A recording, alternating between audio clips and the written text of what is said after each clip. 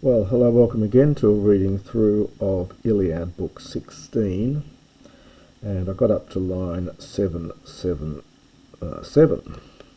It's a fairly long book, but it's coming now to its conclusion. So Ophrah men, now Ophrah and Tophra go together here. So while, on the one hand, perhaps men often is not followed by a de,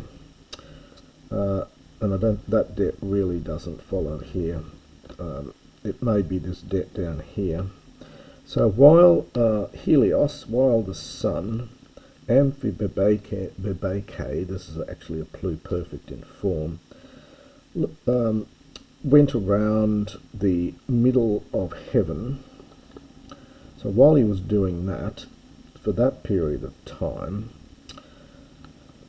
Heptatop is from haptomai, and it generally takes a genitive, and you can take this in two ways. So it's either, during that time, it's the missiles of both sides. Heptatop probably something like reached their mark, or fastened, or took hold. Or you could take it as the missiles took hold of both sides, or reached their mark, or took hold or fastened on both sides, depending on which way you want to take it there. And then pipte laos, and a host, pipte, this will be an imperfect, fell, was falling. So many of the men were falling. To do that again quickly. So while the sun was going around the middle of heaven, for that period of time, the missiles reached their mark on both sides, and a host of people were falling. But when, and I think that's where the det balances with the men up here, but when the sun, this is from metanismi, normally with two sigmas, but you've lost a sigma here for the sake of the meter, so from metanismi, was moved towards, funny word here, buluton det. So you get a det ending, to, and it's the bu, the ox, and the lu, root of loosening. So it moved towards the time of the loosening of the oxen. In other words, late afternoon. So after you've done all the ploughing, it's late afternoon, you loose the oxen from the plough and go home. So that's what I think this is here. It's just a lovely poetic expression. So, but when Helios moved towards the time of the loosing of oxen, Kaitoti also at that time then, the Achaeans were, literally were better, so we might say proved to be better, Huper Ison, beyond fate, beyond what is fated. And they, so this is from Eruo, so they drew the hero Cebriones. Now we've had this ekbelion from this is from Belos, meaning out of the range of the missiles. So they dragged the hero Cebriones out of the range of the missiles from the Enope, this is the battle din of the Trojans, and Helontot they removed from Hyrio, they removed the weapons, so the armour I should say, Omon from his shoulders. The apo really goes as a preverb with Helontot. They removed the armour from his shoulders.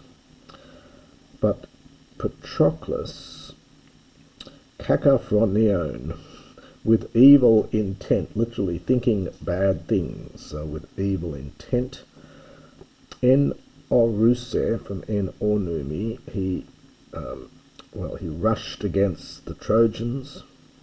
Tris men, and we get a tris de. So 3 times afterward, or 3 times then, Atalantos, like to, in the likeness of swift Ares, ep oruse, he rushed against them. Smerdalia iakon, screaming terribly. Triste enia photos epephmen. So this is the reduplicated aorist from that, that verb pheno, which doesn't occur as such, but you get this reduplicated aorist form. So 3 times he slew 9 men. This is from that phos with an acute accent, not to do with light, it's a different word. So he slew 9 men, but when, in fact, like to a divine being, Isos daimoni, he rushed against them for the 4th time. So, but when indeed, like to a divine being, he rushed against them for the 4th time. The top goes with the tetaton on the 4th occasion. Nth aratoi. Now this Patroklos, this again, the poet comes into the story here and calls to Patroklos, or refers to Patroklos. There, accordingly, O Patroklos, the end of your life, phane, appeared, toi, for you. So the end of your life, it was at that point then, O Patroklos, that the end of your life appeared. Very dramatic line here. And how does that happen? Because the gods of usual intervene. So Phoebos, early in the line, ein tetoga toi Phoebos. For Phoebus, this is from antomai, which is the verb to meet with. So generally this would be, I think, an imperfect rather than an aorist, but the verb, I think, generally doesn't have an aorist, I'm not sure. But I think that's just imperfect. So for Phoebus met with you in the strong battle. And then Homer leaves it at the next line. Danos, a terrible god, a fearsome god is Phoebus. Homin to ionta. Now in this we get lots of changes of subject. The Greek doesn't do this terribly often, but it's a bit tricky here. I think the homen here is referring back to Patroklos. It has to in terms of the sense, but he, Patroklos, did not notice from noio, him, going, kataklonon, up and down the melee, up and down the noise, the klonon, the clash, the clamour. For, now it goes back to the subject of the verb here is again Phoebus, but Phoebus met with him from Antibolio, Kekelumenos aeri, covered with much mist. The gods, when they appear, often are covered with much mist, so you can't see them. Stay dopisen, he stood behind him, and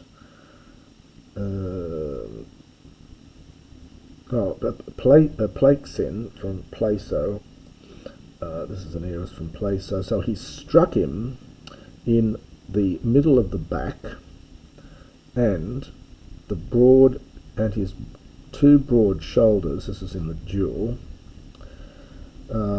Kataprene carry with the flat of his hand.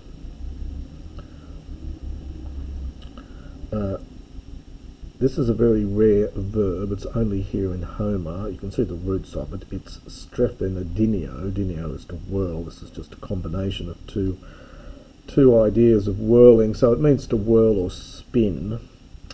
Osse is dual. It's the subject of the verb. You sometimes get, this is a dual, but you've got a plural that's then for thesan. You've got a plural subject, even though you've got a plural verb, even though you've got a dual subject. I didn't put it in the dual. So his 2 eyes for him were whirling, were made to whirl. I'll just do that bit again. So Apollo stood behind him, and he struck him in the middle of the back on his 2 broad shoulders with the flat of his hand. And the eyes for him, now that's Patroklos now, so his eyes were sent whirling. So he's suffering from some kind of concussion, I think is the image we're meant to have here. Tutor Apomin Kratos, Kunien Bali, Phoebos Apollo. So Phoebus Apollo struck from his head, so struck the Kunian, this is a helmet, from the head of him. So Phoebus Apollo struck the helmet from his head. Kratos here is the genitive from Kara. It's not the word for strength, this is a genitive from Kara, head. So Phoebus Apollo struck the helmet from his head. And this, again, I always find this amazing with Homer. I mean, he's been knocked a little bit, not unconscious, but Patroklos is in a bit of a daze here, and here is Apollo having struck him, and what does Homer do? He puts the camera onto the helmet, and he spends, in fact, several lines talking about the helmet. All of these lines here now are going to talk about the helmet. It's a way of heightening the tension and heightening the anticipation. We know Patroklos is going to die, but Homer doesn't just come out and say, well, he killed him. He heightens the tension by putting the camera in a slightly different place. So Hay, I think, is agreeing with the Kuniane here. So actually, no, it's on the next line, isn't it? It's true for Leia, another word for helmet. Al Opis, I think they say that this is referring to the helmet having a visor furnished with eye holes, and sometimes rendered horn-eyed or something. So the horn-eyed helmet rolling under the feet of the horses. Eke literally had Kanakain, had a sharp sound. We would say made a sharp sound. So the helmet with its visor, we might say, rolling under the feet of the horses, made a sharp sound, a clashing noise. And Ethera, now these are the horse hairs. This is the plumes on the helmet. Mianthesan from Miino, to be ruined, to be besmirched, to be spoilt, something like that. So the horsehair plume was ruined, was spoilt by the blood and the dust. And he continues on with this bit about the helmet. Previously, indeed, Euthemis, it was not permissible, so it was not permissible for this horse-haired, another word for helmet, this is palax, so there are lots of words for helmet here, for this horse-haired helmet to be ruined, to be besmirched by dust. But the main verb here is a ruetor, but it used to, it's imperfect here, it used to protect the beautiful head and the, this must be the forehead, of that divine man, of that godly man, Achilles. But at that time, Zeus gave it to Hector, and then we get sort of exegetic little phrase here, Hey kephale phorein. Phoreo is to carry, it's like pharaoh, but phoreo is to wear. So to wear, and this is a personal adjective, on his head. So I've seen these before, it's a personal adjective, it's got to agree with the noun in number, gender and case, but it's his, to wear on his head. So just to do that a bit quickly, so for previously it was not allowed for this horse-haired helmet to be besmirched by dust, the plural for singular, but it used to protect the beautiful head and forehead of that divine man Achilles. But at that time Zeus gave it to Hector to wear on his head. And then we get this devastating little phrase here, skedothen de hoi aion olethros. Now the hoi here I think must refer to Hector. I don't think it can jump back to Patroklos just yet. So it literally is, and destruction was, well, literally from nearby to him. So we would just say nearby him. So again, we're getting here mention of the fact that Hector is going to die as well, even though it's several books away. So it's a there's a lot packed into those few lines. I'll leave the commentators to expound on it, but it's a very incredible couple of lines. So, for at that time Zeus granted it for Hector to wear on his head, and then we get a but, destruction was near to him.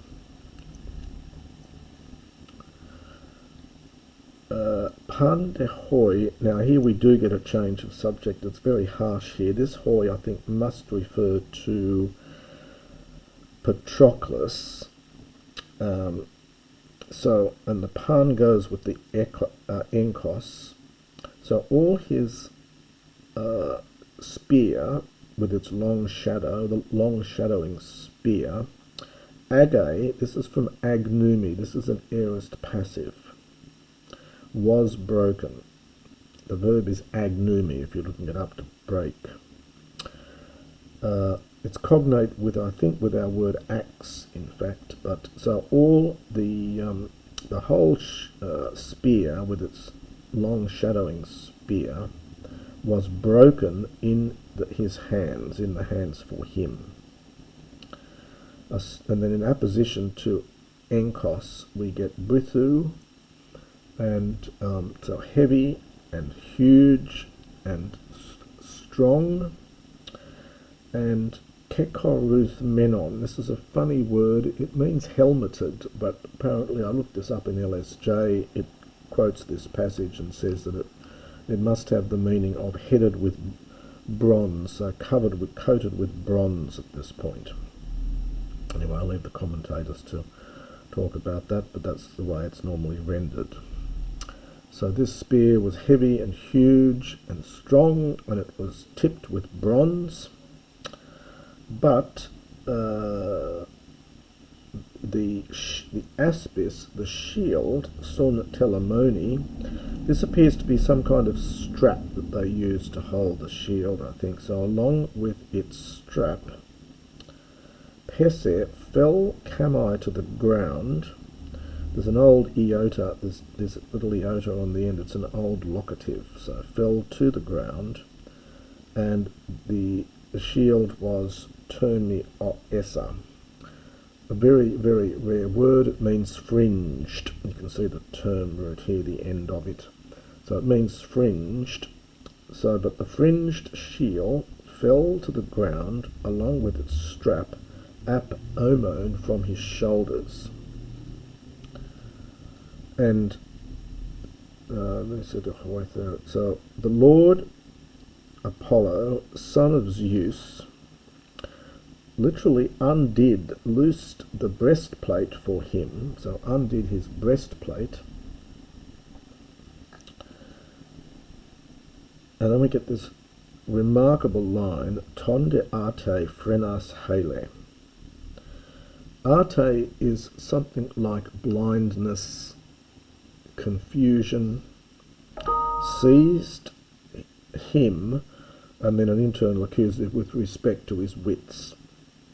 So we'd say blindness confused or seized his wits. I think the point of this is that he is dazed. He's been struck by Apollo and he's dazed. He doesn't know where he is. He's totally in a sense of daze. And the shining limbs were loosed beneath. Probably thin for thesan again, so even though it's neuter plural, we've got a plural verb. This often happens in Homer. So his shining limbs were loosed beneath him. Stay de taphone. again emphasising this sense of being in a daze. Taphone, it's happened, you get this a few times in Homer. It's from a verb tethaper, if you're looking it up. Tethaper. It means to be amazed. It's perfect in form but present in meaning. So tethaper, I'm amazed. And this is an irregular aorist participle formed from this, taphone. So he stood there in a daze. So he's been discombobulated by the strike of Apollo. Opith then, yeah, I'm going to go to the next line here. So a Dardanian man struck him, a Dardanian man from nearby, a Dardanian man struck him, Mesungus, between his shoulders. So, sorry, the opis then, so from near, from behind, Dardanian man struck him in the back of the, in the middle of the back, between the shoulders, and struck him with his sharp spear. Literally wood, but of course this is used for spear. So I'll just do that bit again. So, from nearby, a Dardanian man struck him from behind, in the middle of his back, between his two shoulders, with a sharp spear. And that man was Euphorbos. Now, Euphorbos, the son of Panthois. And this guy's quite important in the Iliad, and I'll leave the commentators to say more about it, about this particular person. He's one of the important heroes. So Euphorbos, who ekekastot, this is pluperfect, from the verb is kainumai, to excel, and this is a pluperfect form from kainumai if you're looking it up. So he had excelled Helikian, those of his own age, both with the spear and horsemanship, and with his swift feet. So he's good at running. Kaiga de toti photos kai symbasen. You take the second line here first. So, having gone for the first time with his chariot, again we've got an old phi ending here, having gone with his chariot for the first time, did Askominos, being taught about the war, being instructed in war, at that time then, basin, it is from bino, but it's a transitive form of the verb, or transitive meaning of the verb. It's to cause to step, so hence forced. So he forced 20 men from their chariots, horses for chariots here. So just to do that bit quickly. So this Euphorbos, who was the best, who excelled those of his own age, with the spear and in horsemanship and with his swift feet. For when he went for the first time with his chariot, being given instruction about war, defining genitive here, I think, at that time then he forced 20 men from their chariots, and he